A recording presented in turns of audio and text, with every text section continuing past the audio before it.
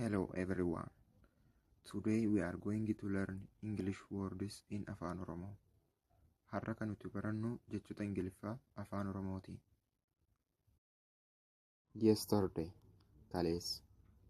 Today, har'a. Tomorrow, bor.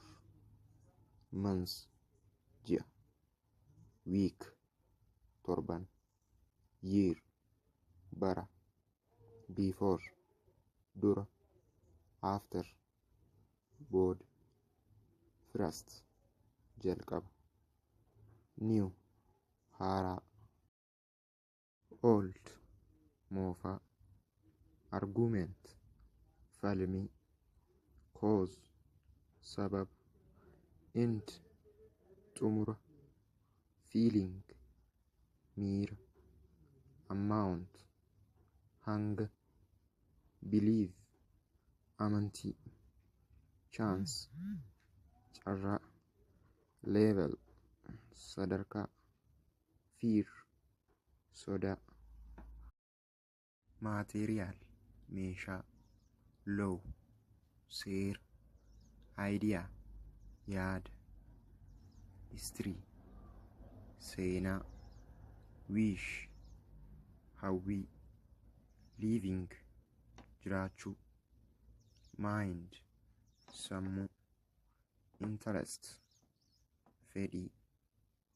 Hope, abdii. Maybe, tarii.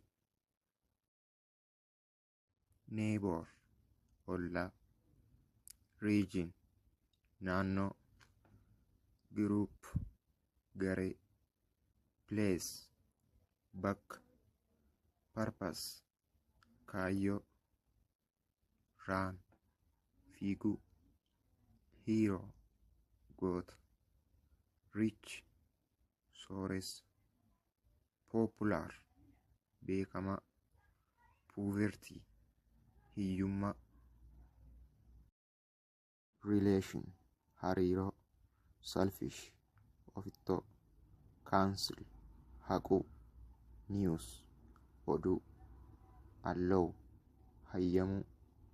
Essential, barbaachisaa. Money, hedduu. Accept, fudhachuu. Map, kaartaa. Create, uumuu. Akka irraa barattan abdiin qaba. Barumsa biraa argachuudhaaf like, subscribe gochuun hin dagatinaa.